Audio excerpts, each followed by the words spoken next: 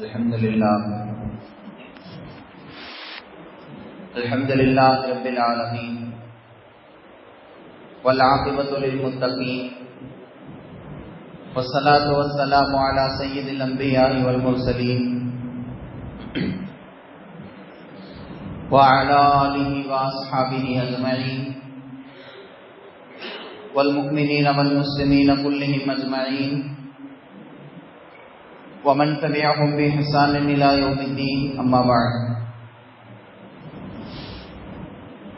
فقد قال الله تبارك وتعالى في كلامه المجيد بعد أعوذ بالله من الشيطان الرجيم بسم الله الرحمن الرحيم ومن يشفع شفاعة حسنة يكن له نصيب منها صدق الله العلي العظيم. قال نبينا محمد صلى الله عليه وسلم من رأى منكم منكرا فليغيره بيده صدق رسول الله صلى الله عليه وسلم. கண்ணியத்திற்கும் மிகுந்த மதிப்பிற்கும் மரியாதைக்கும் உரிய அன்பார்ந்த அல்லாஹ்வின் நல்லடியார்களே,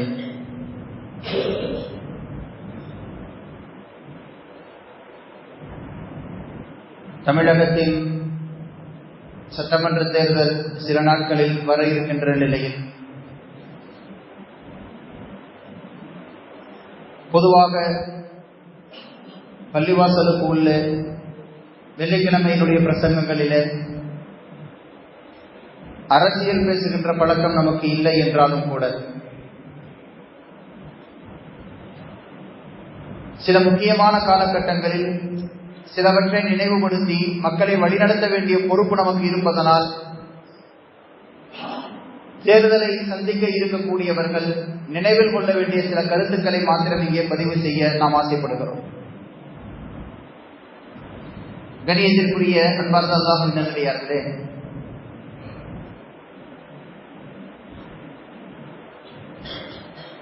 மனிதர்களில்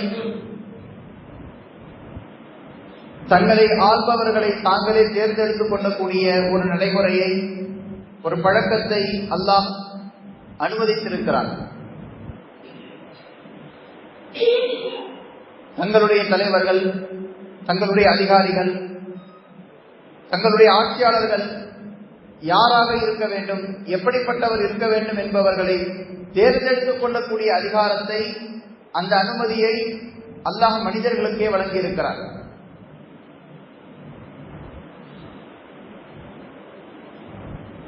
அப்படி வழங்கப்பட்ட அதிகாரத்தையும் அனுமதியையும் பயன்படுத்தி பல்வேறு காலகட்டங்களில் பல்வேறு முறைகளில் ஆட்சியாளர்கள், அதிகாரிகள் தேர்வு செய்யப்பட்ட வரலாறுகளை நாம் பார்த்திருக்கிறோம். நாம் வாழ்ந்து கொண்டிருக்கக்கூடிய இந்த காலகட்டங்களில் பெருவாரியான நாடுகளில் தங்கள் ஆட்சியாளர்களை தேர்ந்தெடுத்துக் கொள்வதற்கான ஜனநாயக முறையாக வாக்கு செலுத்தி தேர்தல் நடத்தி வாக்கு எண்ணிக்கையின் அடிப்படையில் பெரும்பான்மையினரால் ஆதரிக்கப்படுகின்ற, வாக்களிக்கப்பட்டிருக்கின்ற வேட்பாளரை வெற்றி பெற செய்து அவரை ஆட்சியாளராக, அவரை அதிகாரியாக நியமித்துக் கொள்ளக்கூடிய ஒரு பழக்கத்தை நாம் தொடர்ந்து பார்த்து வருகிறோம். அப்படிப்பட்ட ஒரு தேர்தலை நாம் இப்போ சந்திக்க இருக்கிறோம். தேர்தல் குறித்து முதல்ல நாம விளங்க வேண்டிய விஷயம், கட்சியினுடைய விருப்பு வெறுப்புகளை எல்லாம் தாண்டி, கொள்கைகளினுடைய விருப்பு வெறுப்புகளை எல்லாம் தாண்டி, இனம், மொழி, மதம் எல்லாவற்றையும் கடந்து தேர்தலை அணுக வேண்டியவர்கள் நினைவில் கொள்ள வேண்டிய முதல் விஷயம், இந்த தேர்தலில் எனக்கான ஜனநாயக கடமையை, பங்களிப்பை, நான் கடமையை நிறைவேற்றி ஆக வேண்டும்.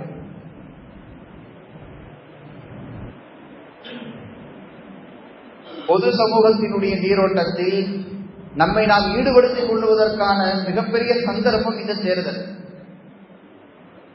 பொது சமூகத்தினுடைய நீரோட்டத்தில் நம்மை நாம் ஈடுபடுத்திக் கொள்ளக்கூடிய, பொதுவாகவே நாம எல்லாவற்றிலும் ஒரு தனிமைப்படுத்தப்பட்டவர்களாக, தனி அடையாளத்தோடு ஒதுக்கப்பட்டவர்களாகவே தொடர்ந்து நாம பார்க்கப்படுவோம்.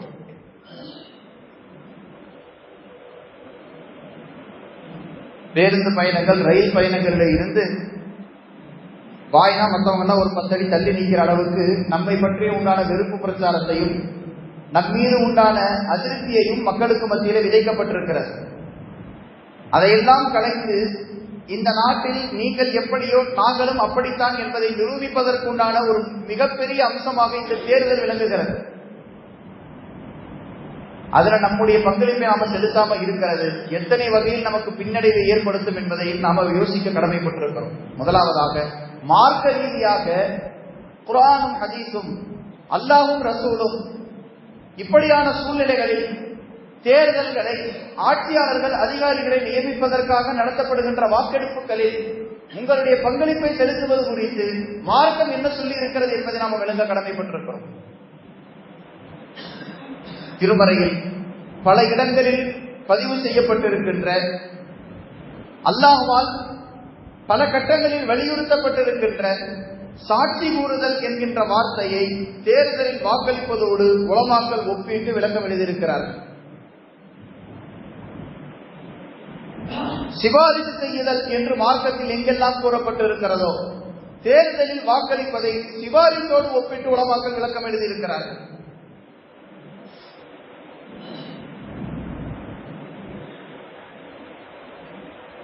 குர்ஆனில் அல்லாஹ் தஆலா وَمَن يَكْتُمْهَا فَإِنَّهُ آثِمٌ قَلْبُهُ, யாரிடத்தில் சாட்சி சொல்லுவதற்கான ஒரு வாய்ப்பு இருந்து இவர் சாட்சி சொன்னா அந்த காரியம் நடந்திருக்கும், ஆனா இவர் தன்னுடைய சுயநலத்துக்காக வேண்டியோ சோம்பேறித்தனத்தினாலேயோ காசு வாங்கிட்டோ ஏதோ ஒரு காரணத்திற்காக அந்த சாட்சியை சொல்லாம விட்டு அந்த காரியம் நடக்காம கெட்டு போச்சுன்னா அல்லாஹ் சொல்லுகிறான், அவனுடைய உள்ள பாவம் செய்து விட்டது, அவன் பாவியாகி விட்டான் என்று மார்க்கம் அவனுக்கு பாவி என்ற பட்டத்தை கொடுக்கிறது. யார் ஒரு காரியத்தில் எது நல்லது எது கெட்டது என்பதை சாட்சி கூறி விளக்கம் தரக்கூடிய அளவுக்கு அறிவு படைத்த ஒருவர், சாட்சியம் கூறக்கூடிய தகுதி படைத்த ஒருவர் ஏதோ ஒரு காரணத்திற்காக அந்த சாட்சியை சொல்லாமல் விட்டால், அவர் பொய் சொல்லல, அவர் அநியாயமா யார் மேலேயும் பழி போடல, அவர் யாருக்கு எதிராக பொய் சாட்சி போய் சொல்லல, உண்மையா நடந்ததை கண்ணால பார்த்திருக்கிறார். இவர் போய் சொன்னா தீர்ப்பு வேற மாதிரி மாறி இருக்கும். இவருக்கு சோம்பேறித்தனத்தினால போய் சொல்லாம விட்டுட்டார், பயமுறுத்தலுக்கு பயந்து போய் சொல்லாம விட்டுட்டார், காசு வாங்கிட்டு சொல்லாம விட்டுட்டார். சாட்சியை மறைப்பது பெரிய பாவம் என்று குர்ஆன் பதிவு செய்கிறது. உலமாக்கள் இதை வாக்கு செலுத்துவதோடு ஒப்பிடுகிறார்கள். இந்த 2 ஆட்சியாளர்களில், இந்த 2 வேட்பாளர்களில் 3, 4 என்று எத்தனை முறை தேர்தல் நடந்தாலும் இத்தனை வேட்பாளர்களில் என்னுடைய அறிவுக்கு, என்னுடைய விளக்கத்திற்கு, என்னுடைய அனுபவத்திற்கு நான் விளங்கிய வரை இவர் ஆட்சிக்கு வந்தால் நன்றாக இருக்கும் என்று நாம செலுத்துகின்ற வாக்கு, நாம பதிவு செய்கின்ற வாக்கு சாட்சி கூறுவதற்கு சமமானது. ஒரு சம்பவம் நடப்பதை கண்ணால பார்த்தா அதனுடைய விசாரணை நடக்கும் போது கண்ணால் பார்த்த சாட்சி போய் நான் பார்த்தேன், இவர் தான் இதை செய்தாரு, இவருக்கு இதுக்கு சம்பந்தம் இல்லைன்னு சொல்றது எவ்வளவு முக்கியமோ, தேர்தல் நடக்கின்ற நேரத்தில் இந்த வேட்பாளர்களில் 4 பேர்ல இவரு, 3 பேர்ல இவரு, 6 பேர்ல இவரு வந்தா நாடு நல்லா இருக்கும்னு போய் நாம வாக்களிப்பதும், ஒரு சம்பவத்தை நேரில் பார்த்தவர் போய் சாட்சி சொல்லுவதும் 2ம் ஒன்று என்கிறார்கள் மார்க்க அறிஞர்கள்.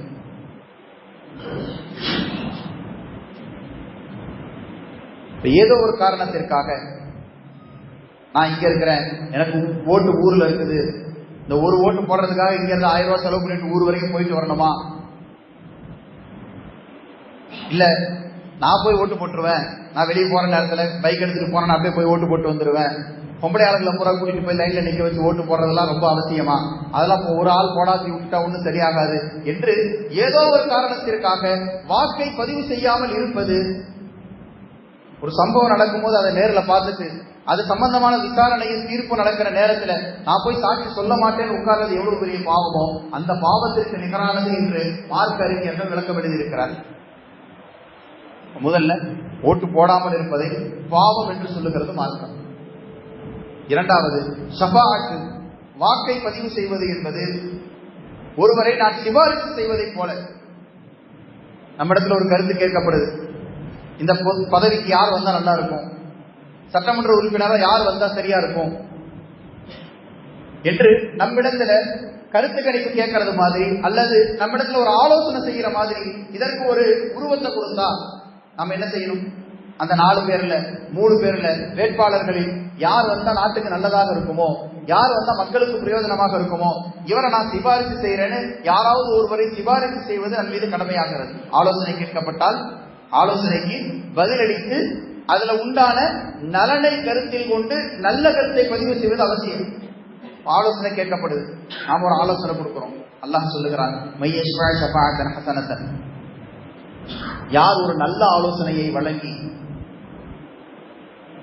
இவர் வழங்கிய ஆலோசனையின் பெயரில் எடுக்கப்பட்ட முடிவு சரியாக அமைந்து அந்த முடிவின் விளைவாக மக்களுக்கு நன்மை நடந்தால் எத்தனை மக்கள் அதை கொண்டு பிரயோஜனம் அடைகிறார்களோ அந்த எல்லா மக்களினுடைய பிரயோஜனத்தில் இருந்தும் இவருக்கு நன்மை வந்து கொண்டே இருக்கும்.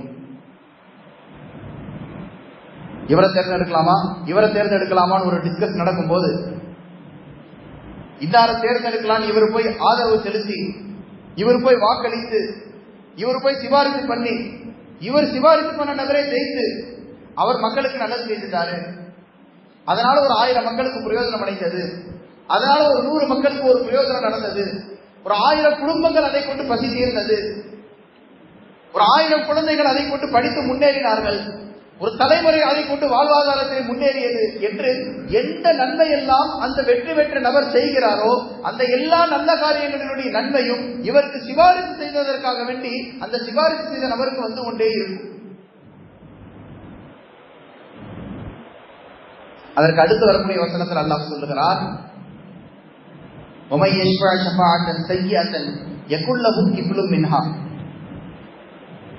இன்னொரு பக்கம் இருக்கிறவர் ஆபத்தான ஆளுக்கு தெரிஞ்சும் அவருக்கு சிபாரிசு செய்து, அல்லது அவர் வெற்றி பெறுவதற்கு ஏதோ ஒரு வகையில் மறைமுகமாக இவர் காரணமாக இருந்து ஒரு மோசமான ஆள் தேர்வு செய்யப்பட்டு அவர் மக்களின் மீது வன்முறையை அவிழ்த்து விட்டு அவர் மக்களை எல்லாம் பாடாப்படுத்தி குடும்பத்தை எல்லாம் நடுத்தெருவுக்கு கொண்டு வந்து வீட்டை எல்லாம் புல்டோசர் வச்சு இடித்து ஓட்டு இல்லைன்னு எல்லாத்தையும் தெருவில் விட்டு பணம் செல்லாது எல்லாத்தையும் பேங்க் வாசல நிக்க விட்டு வாட வச்சு என்ன அநியாயம் எல்லாம் அக்கிரம் எல்லாம் நாட்டில் நடக்குதோ இதனால எத்தனை பேர் பாதிக்கப்பட்டாலும் அத்தனை பேருடைய பாதிப்பின் பாவத்தில் ஒரு பங்கு இவர் ஜெயிப்பதற்கு யாரெல்லாம் பின்னால் இருந்து காரணமாக இருந்தார்களோ அத்தனை பேருக்கும் போய் சேரும். வாக்களிப்பதை சாட்சி கூறுவது என்ற வகையில் அதை எடுத்துக்கொண்டாலும் சாட்சி கேட்கப்படுகின்ற நேரத்தில் சாட்சி அளிக்க தகுதியானவர் அந்த சாட்சியை செலுத்தியாக வேண்டும். அதை மறுத்தால், அதை செலுத்தாமல் நிராகரித்தால் அவர் பாவியாகிறார் என்று குர்ஆன் சொல்லுகிறது. வாக்களிப்பது, தேர்தல் நடப்பது என்பதை சிபாரிசு செய்வதோடு ஒப்பிட்டு அதற்கான உருவத்தை சிபாரிசாக வைத்துக் கொண்டாலும் கூட சிபாரிசு செய்யக்கூடிய நேரத்தில் நல்லவரை சிபாரிசு செய்து அவர்களை நீங்கள் தேர்ந்தெடுத்தால் அவர் செய்கின்ற நல்ல காரியத்தினால் பிரயோஜனம் அடையக்கூடிய அத்துணை குடும்பங்களினுடைய நன்மைகளும் இவருக்கும் வந்து சேர்ந்து கொண்டே இருக்கும். சிபாரிசு செய்கிற நேரத்தில் இவர் சிபாரிசை செய்யாம விட்டுட்டார், அதனால ஓட்டு குறைஞ்சு போச்சு, அதனாலேயே எதிரி ஜெயிச்சிட்டாங்க, நான் அந்த ஆளுக்கு ஓட்டே போடலைங்க. நீங்க சரியான ஆளுக்கு ஓட்டு போட்டு அவரை ஜெயிக்க வச்சிருந்தா இவர் இன்னைக்கு ஆட்சிக்கு வந்திருக்க மாட்டார். நீங்க 2 பேருக்குமே ஓட்டு போடாம விட்டு தவறான ஆளுக்கு ஆதரவு கூடி போய் அவர் ஜெயிச்சு எம்எல்ஏ ஆயிட்டாரு, மந்திரி ஆயிட்டாரு, முதலமைச்சர் ஆயிட்டாரு, அதிகாரி ஆயிட்டாரு, அவர் என்ன அநியாய அக்கிரமம் எல்லாம் செய்கிறாரோ அத்தனை அநியாய அக்கிரமத்திற்கும் அவருக்கு ஓட்டு போட்டவர்களுக்கு எவ்வளவு பங்கு போய் சேருதோ அதே அளவு ஓட்டு போடாம சும்மா இருந்தவர்களுக்கும் பாவம் வரும். ஏன், நீங்க எல்லாம் சேர்ந்து நல்ல ஆளுக்கு ஓட்டு போட்டு ஜெயிக்க வச்சிருந்தா இன்னைக்கு இந்த முசீபத்தை, இந்த கன்றாவைகளை எல்லாம் சமூகம் பார்க்க வேண்டிய நிலை வந்திருக்காது. பெருமானார் ஸல்லல்லாஹு அலைஹி வஸல்லம் அவர்கள் சொல்வார்கள், யார் ஒருவரிடத்தில் சாட்சி கேட்கப்படும் போது சாட்சி சொல்லுவதற்கான தகுதியில் அவர் இருந்த போதிலும் சாட்சி சொல்ல மாட்டேன் என்று மறுத்து விட்டாரோ, அதாவது தேர்தல் நடக்கிற நேரத்தில் யார் கையிலெல்லாம் ஓட்டர் ஐடி இருந்து ஓட்டு போட மாட்டேன்னு தூங்கிட்டு இருக்கிறாரோ, இந்த ஹதீஸுக்கு இன்னைக்கு உண்டான நிலவரத்தை வச்சு அப்படியே அர்த்தத்தை மாற்றி சொல்லணுமாக இருந்தா, யாரிடத்தில் சாட்சி கேட்கப்பட்டு சாட்சி சொல்லுவதற்கு அவர் தகுதியானவராக இருக்கிறாரோ அப்படின்னா என்ன அர்த்தம்? அந்த காட்சி அவர் நேர்ல பார்த்து இருக்கிறார். ஒரு சம்பவம் நடந்துச்சு, அந்த நடந்த சம்பவத்தை பத்தி விசாரணை நடக்குது. அந்த விசாரணை நடக்கும் போது அந்த சம்பவத்தை நேர்ல பார்த்த ஒருத்தர் அங்க இருக்கிறார். பாய் நீங்க பாத்தீங்களான்னு கேட்கும் போது, நான் பார்க்கவே இல்லைங்க, நான் தூரத்துல இருந்தேன், எனக்கு எதுவுமே தெரியலங்க, மங்களா இருந்துச்சுங்க, நான் வேற எதையோ கவனிச்சுட்டு இருந்தேன், ஞாபகம் இல்லைங்க. சாட்சி கேட்கப்படும் நேரத்துல சாட்சி சொல்லக்கூடிய தகுதி உடையவர் ஒருவர் சாட்சியை சொல்லாமல் மறுத்தால், பெருமானார் ஸல்லல்லாஹு அலைஹி வஸல்லம் அவர்கள் சொன்னார்கள், அவர் பொய் சாட்சி கூறிய பாவத்திற்கு ஆளாகிறார். அவர் பொய்யே சொல்லல, ஆனா உண்மையை சொல்லல. அவர் செஞ்ச பாவம் என்னங்க? அவர் பொய் சொல்லல, ஆனா அவர் மேல இருக்கிற குற்றச்சாட்டு என்ன? அவர் உண்மையையும் சேர்த்து சொல்லாம விட்டார். அவர் அந்த உண்மையை சொல்லி இருந்தால் தீர்ப்பு வேற மாதிரி மாறி இருக்கும்.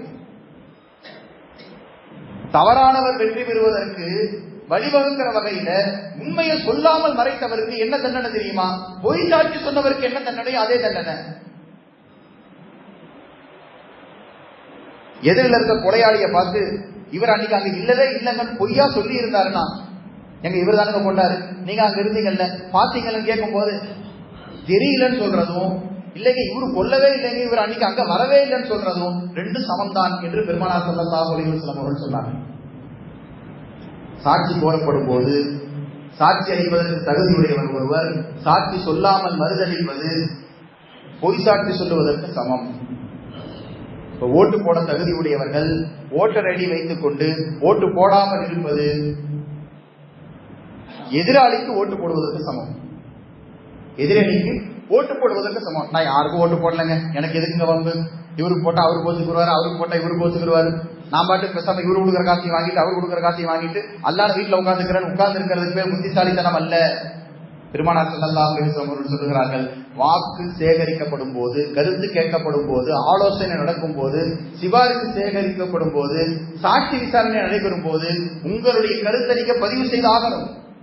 அதை செய்யாமல் தவற விட்டு விட்டீர்கள் என்றால் பொய் சொன்னதற்கும் எதிராளிக்கு உதவியதற்கும் என்ன தண்டனை கிடைக்குமோ அந்த தண்டனை உங்களுக்கு கிடைக்கும். எனவே கண்ணியத்திற்குரிய அன்பார்ந்த அல்லாஹ்வின் நல்லடியார்களே, கட்சி பேதங்களுக்கு அப்பாற்பட்டு, மத இன மொழி அடையாளங்களுக்கெல்லாம் அப்பாற்பட்டு முதல்ல தேர்தலை அணுகும் போது இந்த தேர்தலை நான் கண்டிப்பா ஓட்டு போட்டாகணும். இது மார்க்கம் எனக்கு கொடுத்திருக்கக்கூடிய சாட்சி அளிக்கின்ற அதிகாரத்தை பயன்படுத்துகின்ற ஒரு மிகப்பெரிய வாய்ப்பு. சிபாரிசு செய்கின்ற அந்த வாசலை திறந்து வைக்கக்கூடிய ஒரு மிகப்பெரிய வாய்ப்பு. இது மார்க்க ரீதியாக ஓட்டு போடுவதனுடைய அவசியத்தை விளங்கிக் கொள்ள வேண்டிய மிக முக்கியமான அம்சங்கள். அதை தவிர்த்து விட்டு நாட்டினுடைய இன்றைய சூழ்நிலை அடிப்படையில நாம ஓட்டு போடுவது எவ்வளவு அவசியம், நான் ஓட்டு போடாம இருந்தா என்னென்ன பாதிப்பு ஏற்படும். ஒரு 3 மாதத்திற்கு முன்னாடி SIR ஒண்ணு கொண்டு வந்தான். நாடே அல்லோலப்பட்டது. காரணம் என்ன? நான் இந்த நாட்டினுடைய வாக்குரிமை பெற்ற ஒரு குடிமகன் என்பதை நிரூபிப்பதற்கான ஒரு தேர்வு நடந்தது. அதற்கான ஒரு திருத்த பணி நடந்தது. என்ன செஞ்சோம்? ஓட்டு ஊர்ல இருக்குன்னு யாரும் உட்கார்ந்து இருக்கல.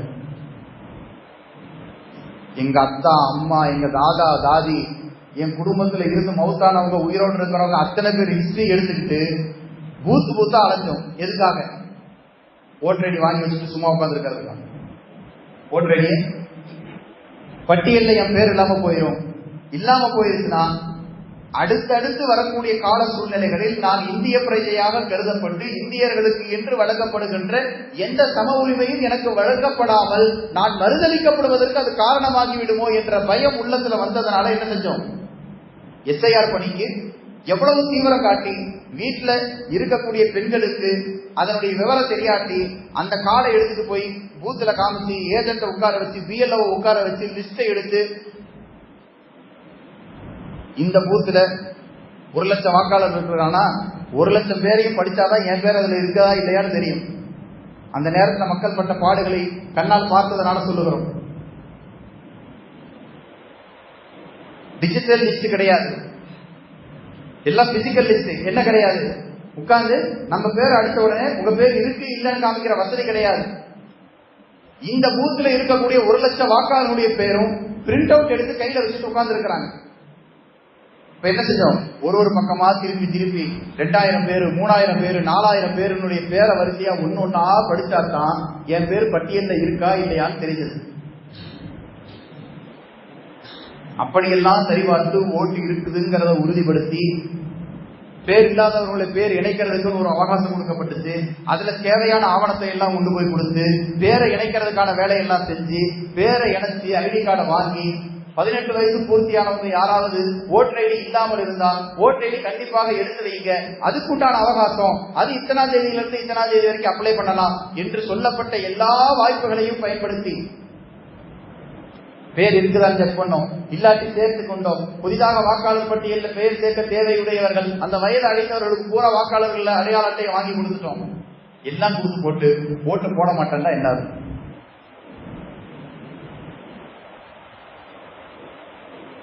இனி வரக்கூடிய காலங்களில் எப்படி எஸ்ஐஆர் பணியின் மூலமாக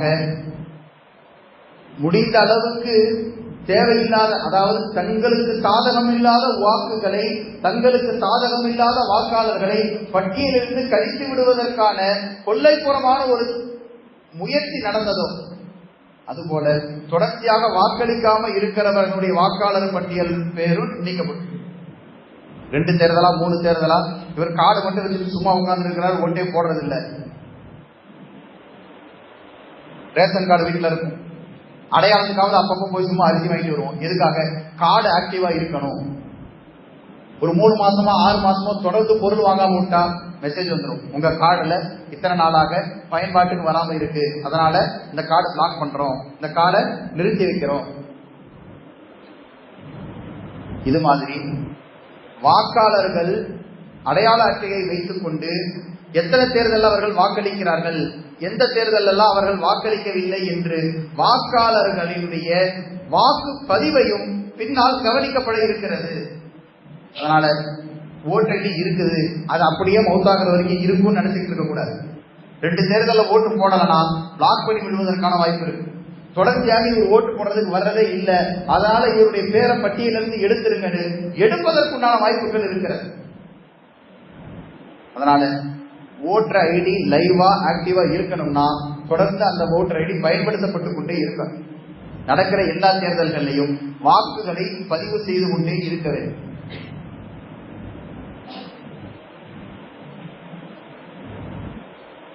பெயர் நீக்கதற்கும் நம்முடைய உரிமைகள் மறுக்கப்படுவதற்கும் நாம வாக்களிக்காமல் இருக்கிறோம் என்பதையே ஒரு காரணமாக வைத்து பின்னால அரசியல் செய்யப்படலாம் என்கின்ற ஒரு பயம் உருவாகி இருக்கிறது.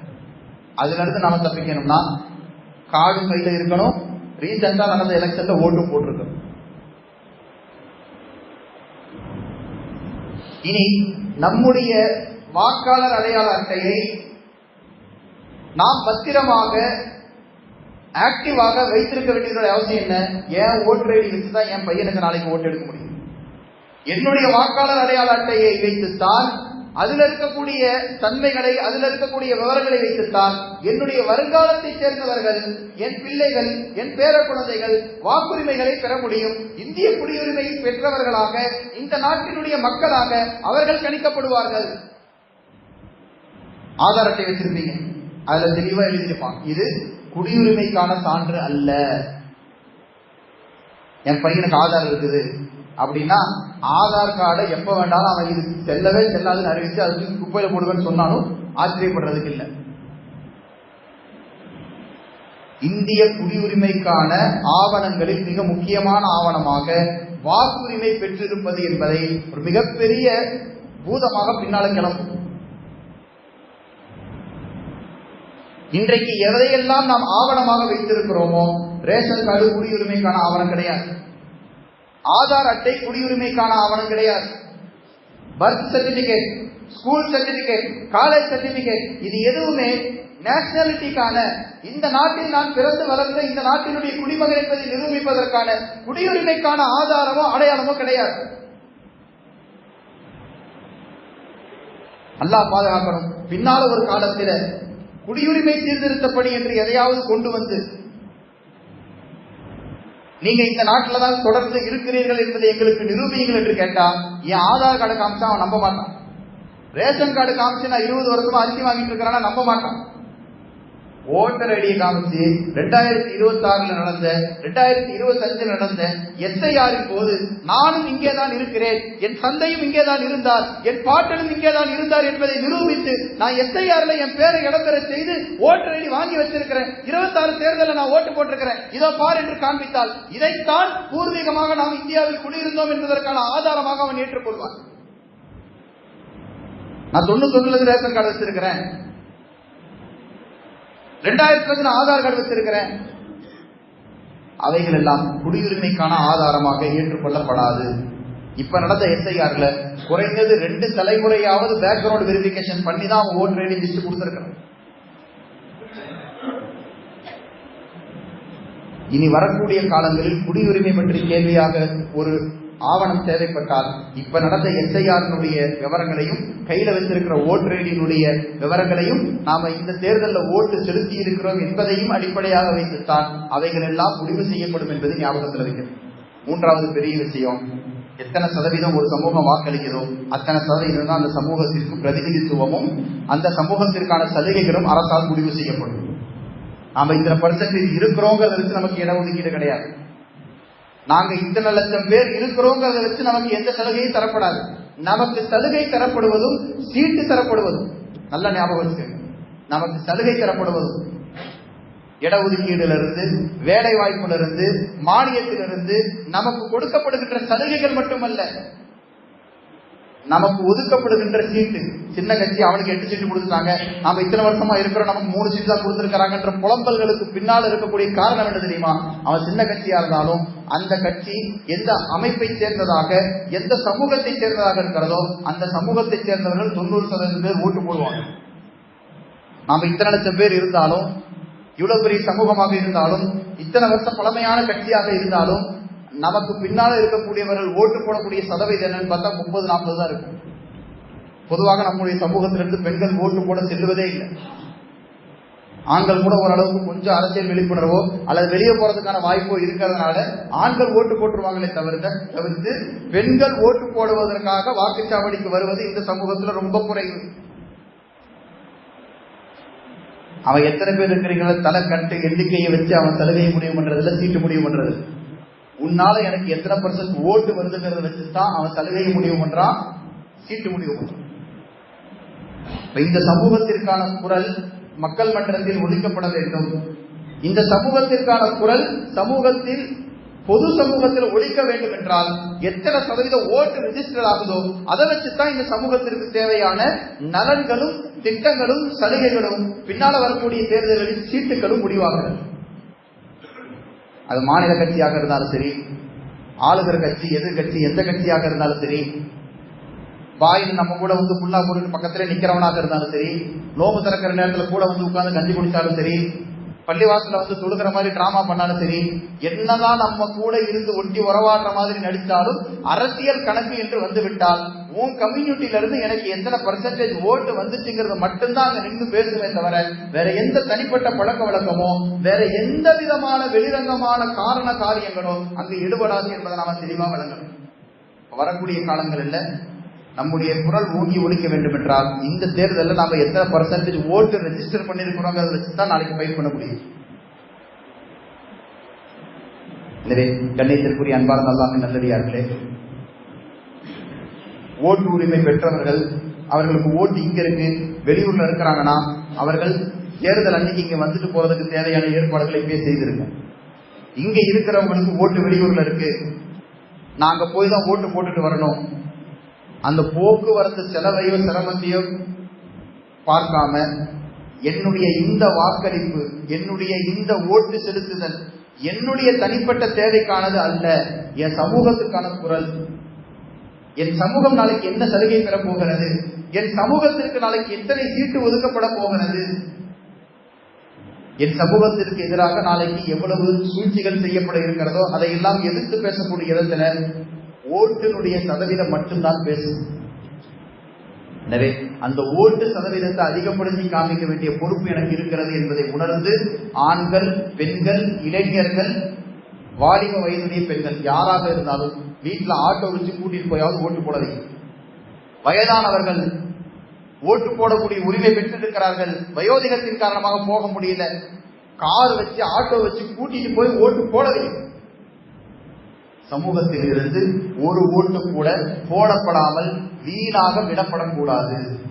எவ்வளவு பாடுபடும். எஸ்ஐஆர்ல ஒரு ஓட்டையும் பாதுகாத்து தாத்தா பாட்டியிலிருந்து பேரன் பேத்தி வரைக்கும் 18 வயது பூர்த்தியானவர்களிருந்து 60-70 வயதுடையவர்கள் வரைக்கும் யாருடைய ஓட்டும் விடப்படக்கூடாது, யாருடைய பெயரும் பட்டியலில் வராமல் விடுபட்டு விடக்கூடாது என்பதற்காக என்ன போராட்டம் செய்தோமோ அதை விட கூடுதலாக இப்பதான் அதனுடைய களப்படி செய்வதற்கான நேரம் வந்திருக்கிறது. அப்படி பெறப்பட்ட ஓட்டுல இருந்து ஒரு ஓட்டு கூட போடப்படாமல் வீணடித்து விடக்கூடாது. 100% ஓட்டு பதிவு செய்து விட்டால் சமூகத்திற்கான மாற்றத்தை உருவாக்குவதற்கு, அரசியல் ரீதியாக சமூகத்திற்கு அங்கீகாரத்தை பெற்றுத் தருவதற்கு அது ஒன்றுதான் வழி என்பதை உணர்ந்து செயல்பட நாம் கடமைப்பட்டிருக்கிறோம். எனவே ஜனநாயகத்தினுடைய கடமை, அல்லாஹ்வும் ரசூலும் அதை வலியுறுத்தி இருக்கிறார்கள். சாட்சி கூறுவது அல்லது சிபாரிசு செய்வது என்கின்ற அடிப்படையில் குர்ஆன் ஹதீஸிலும் இதற்கான ஆதாரங்கள் இருக்கிறது என்கின்ற போது வாக்களிப்பதை ஒரு கடமையாக கருதி, நன்மையான காரியமாகவும் கருதி, வாக்களிக்காமல் இருந்தால் அரசியல் ரீதியாகவும் சமூக ரீதியாகவும் நாம என்ன பின்னடைவை எல்லாம் சந்திக்க போகிறோம். அது மட்டும் இல்லாமல் குர்ஆன் ஹதீஸில் சொல்லப்பட்ட பொய் சாட்சி சொன்னதோ அல்லது எதிரி தேர்ந்தெடுக்கப்பட்டதற்கு நாம் வாக்கு அளிக்காமல் இருந்ததே காரணமாகிவிட்டால் அதனுடைய பின்னடைவுகளால் நமக்கு என்னென்ன முசீபத்துகளும் என்னென்ன பாவங்களும் நிகழும் என்பதை மார்க்கம் நமக்கு சொல்லி தந்திருக்கிறதோ இவைகளை எல்லாம் கவனத்தில் வைத்து சமூகத்தில் இருந்து ஒரு ஓட்டு கூட தவறிவிடாமல் எல்லா வாக்குகளையும் பதிவு செய்யணும். இன்ஷா அல்லாஹ் வரக்கூடிய வாரத்துல இந்த வாக்குகளை எப்படி சிந்தித்து சிந்தாமல் சிதறாமல் சேகரித்து ஒரு இடத்தில் வைத்து வெற்றி பெற செய்து மதவாத சக்திகளுக்கு எப்படி பாடம் நடந்ததுங்கிறத பத்தி இன்ஷா அல்லாஹ் வரக்கூடிய வெள்ளிக்கிழமை பேசப்படும். அல்லாஹ் தஆலா விளங்கி அமல் செய்யக்கூடிய பாக்கியத்தையும் அரசியலை நன்கு உள்வாங்கி வரக்கூடிய காலங்களில் மிக தெளிவான அரசியல் நகர்வுகளை செய்யக்கூடிய இடத்திற்கு அல்லாஹ் தஆலா நம்மை நகர்த்தி நமக்கு தேவையான எல்லா காரியங்களையும் முதிர்ந்த அரசியல் நகர்வுகளை கொண்டு முடிவெடுத்து நகர்த்தி அரசியல் ரீதியாகவும் ஆளுமை ரீதியாகவும் அதிகாரம் படைத்தவர்களாக நம்மை அல்லாஹ் தேர்வு புரிவானாக. ஆமீன் யா ரப்பல் ஆலமீன். வ ஆகிரு தஅவானா அல்ஹம்துலில்லாஹி ரப்பில் ஆலமீன். அஸ்ஸலாமு அலைக்கும் வரஹ்மத்துல்லாஹி வபரகாத்துஹு.